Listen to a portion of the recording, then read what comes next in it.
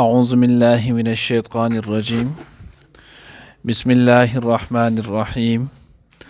وجعلنا الليل والنهار آيتين فمحونا آية الليل وجعلنا آية النهار مبصرة لتبتغوا فضلا من ربكم ولتعلموا عدد السنين والحساب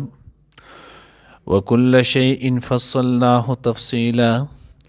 وكل إنسان ألزمناه طائره في عنقه ونخرج له يوم القيامة كتابا يلقاه منشورا اقرأ كتابك كفى بنفسك اليوم عليك حسيبا. نانی درس کی ان شاء اللہ العزیز سورت بنی اسرائیل پارہ نمبر 15 رکو نمبر 2 آیات نمبر 12 13 14 درې آیاتونه چې نو اب ویلې کېږي. اوس دې آیات کې الله جل جلاله چې نو هغه فرمایي وجعلنا الليل والنهار آیتین، مونږ جوړ کړي د چې نو شپه او ورځ دوه نښې، دا زمونږ د نښو نه چې نو هغه دي فمحونا آیة الليل وجعلنا آیة النهار مبصرة، نو مونږ بیا چې نو هغه بې نوره کړله د شپې هغه نښه، وجعلنا آیة النهار مبصرة، او مونږ چې نو هغه روښانه کړله د ورځې هغه نښه چې نو هغه مو روښانه کړله. نو د شپې د نښې نه مراد چې نو هغه سپوږمۍ ده. د سپوږمۍ رڼا تفسیر خازن کې لیکلی دی، حضرت عبدالله ابن عباس رضی الله تعالی عنہ نه منقول کړی دی چې د شپې دا رڼا دا هم چې نو د سپوږمۍ چې کومه رڼا ده دا داسې وه لکه څنګه چې د نور رڼا او نور له هم الله وی او یا درجې رڼا چې نو هغه ورکړې وه او سپوږمۍ له چې نو هغه هم او یا درجې رڼا ورکړې وه. نو بیا د شپې د رڼا د سپوږمۍ ده دا الله رب العزت یو کم او یا درجې د دې نه محو کړې ختم یې کړلې او دغه رڼا یې هم چې نو هغه نور له ورکړله. نو ځکه د شپې چې نو هغه کله سپوږمۍ وي نو دا رڼا وي خو دغه رڼا مدم وي، په هغې کې نو هغه شانتې رڼا نه وي لکه څنګه رڼا چې نو هغه د ورځې د نور وي. او د نور دغه رڼا الله جل جلاله مبصره، دا مونږ روښانه کړله، دا مونږ نور هم چې نو هغه تیزه کړله.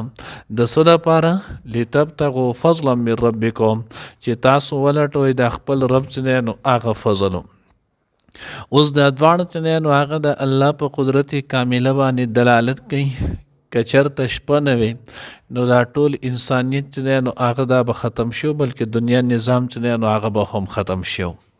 ولی ځکه الله جل جلاله شپه را لیږلې ده او شپې متعلق الله جل جلاله ذکر کړی وجعلنا الليل چې نو هغه مونږ جوړ کړی شپه چې نو هغه صبات چې نو هغه د آرام خوب مونږ جوړ کړی د پاره چې نو هغه د آرام. نو چې کله شپه شي الله جل جلاله په دې ټول کائنات باندې یو قسم سناټه چې نو هغه راولي، هر یو شی ته چې نو هغه پکې آرام ورسیږي، هر یو شی چې نو هغه پرسکون شي. اوس که شپه نه وي نو بیا به هر سړی چې نو هغه د بل نه تکلیف کیو، ځکه یو کس به په یو ټیم موده کېدو بل به بل ټیم موده کېدو، نو د هر سړی په آرام کې چې نو هغه به خلل واقع کېدو.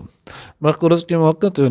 نو وایي چې تازه چې نو هغه ریسرچ شوی دی چې هغه کسانو ته زیات کینسر لګي چې کم خلک د شپې چې نو هغه شوګیره کوي، د شپې چې نو هغه ډیر ویښي او د ورځې بیا اودی یا د ورځې چې نو آنی او شپې چې نو هغه شوګیره کې تیریږي، نو دغه کسانو ته د عام خلکو په نسبت کینسر چې نو هغه زیات لګي او زیات په د باندې اثر انداز کیږي. نو خدای وی دا د الله نښې دی او الله چې په کم نظام دنیا پیدا کړې ده هم په هغه نظام باندې چلول پکار دی. نو چې کله دا لګي بیا په دې کې انسان ته چې نو هغه صرافه پیدا او کله چې انسان د دغه نه هټ کر په خپل مرزي چې نو تیرول شروع کیږي پای کې بیا د انسان نقصان وي. وجعلنا آیت النهار مبصره دې کې ډېر شي چې دی نو هغه نښې دي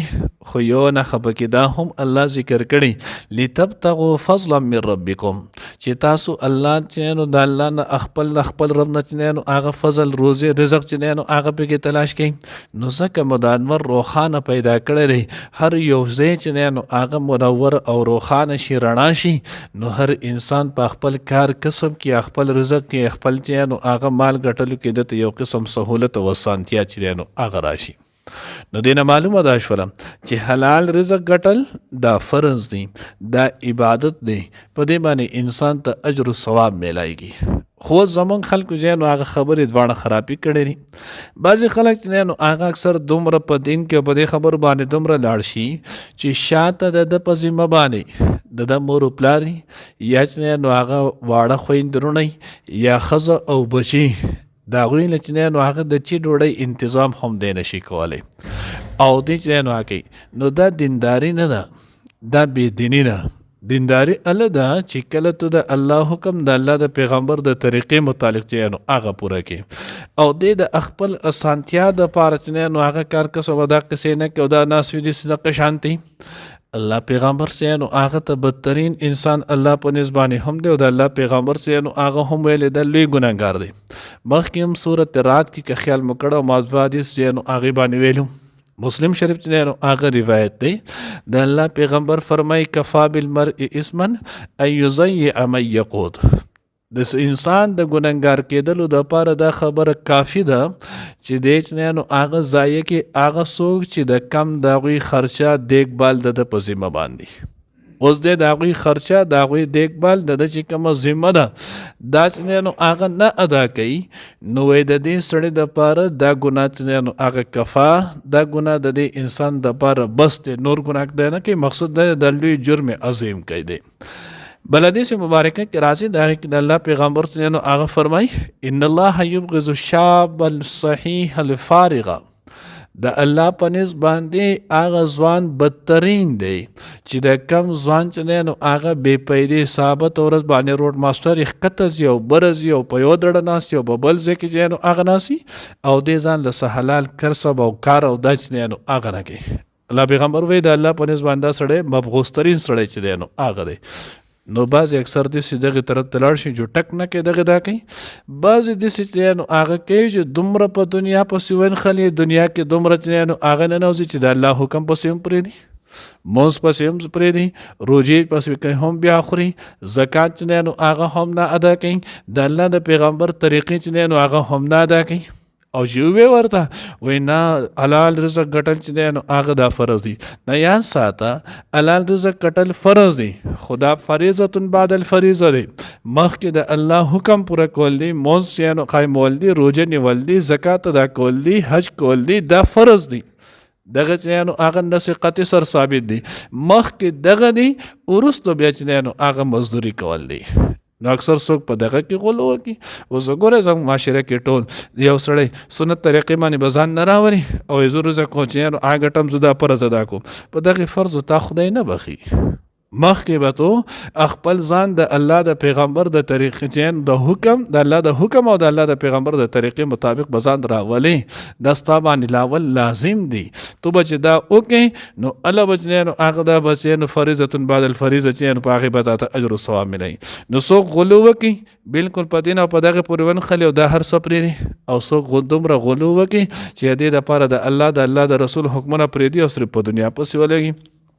مسلمان او بیا امت محمدیه صلی الله علیه وسلم دا خو الله بهترین امت پیدا کړي زموږ صفت الله سورۃ بقره پاره نمبر 3 کې چې نو هغه ذکر کړي نو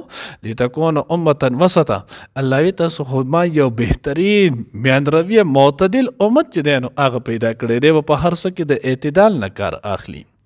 ولتعلموا عدد السنين والحساب او الله وی د قشان د شپو چې نو هغه په بدلون کې د دې چې نو هغه په کمیو په واقعېدو کې بدلو راتلو کې په دې کې الله وی چې نو هغه دا نښه هم ده چې تاسو په دې باندې د کال شمار چې نو هغه وکړئ ولحساب او د خپل چې نو هغه د مزدورۍ وغیره د دې حساب کتاب هم نو اوس که ورځ چې نو هغه ورځ وي نو چاته بیا پته نه لګي نه، شپه وي په مخه نو چاته پته نه لګي نه. نو ورځ کېږي شپه کېږي نو خلک وایي دوره ورځې مې وشوې، دوره شپې مې وشوې، دوره نو هغه زما دیاړې جوړې شولې.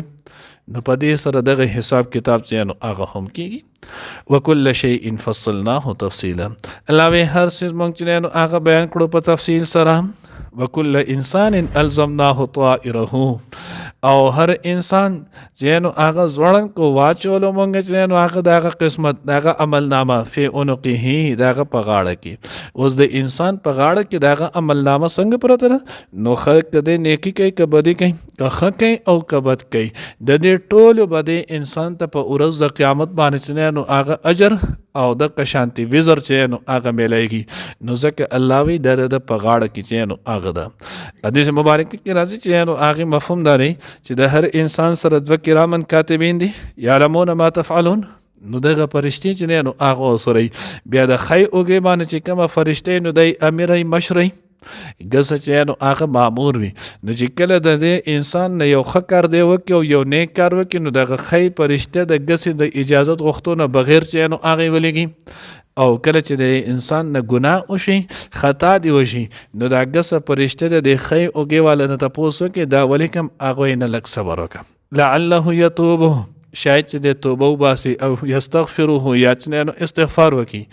بیا هغه ولې کوم بیا ورته صبر وکړه، بیا ولې کوم بیا ورته صبر. په دې چل کې هغه وخت ټیم هر څه تیر شي او دیونه کې نو هغه وصي ولیکه. نو ځکه الله رب العزت وایي وکل انسان الزمناه طائره. نو کده ښه او کبد دا ټول د په 61 کې چې نو دغه عمل نامه کې لیکي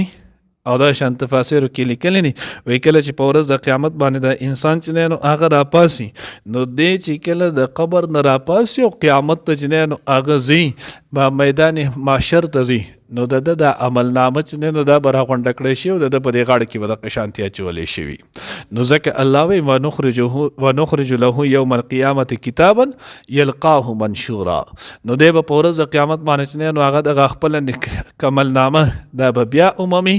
منشورا کولاو کړی شوی سپړدلې شوی. نو دا به بیا د التی د 60 نه غاړې نه بچنه نو هغه راوستل کولاو بشي د تبچنه نو هغه وخی اوس ورته ګوره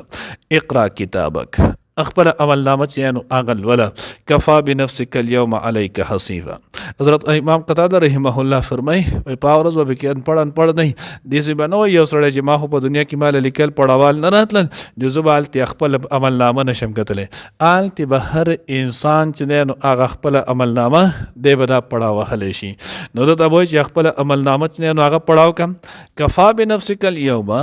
کافی تو په خپل نن ورځ د خپل ځان سره حسیبا حساب اغستون گئی تو خپل حساب په خپل وکړه چې تو د کم ځای چې نو هغه مستحقي. روایتونو کې راځي وی کله د انسان سره بل کوټي حساب کتاب وشي د بدل کوټي چې نو اعمال اخذل شي بیا به الله وي صبر وکړي. د نو تاسو کې څنګه په دې کې څه دروغ لیکل شي دی به وینا بیا به چې زل ولا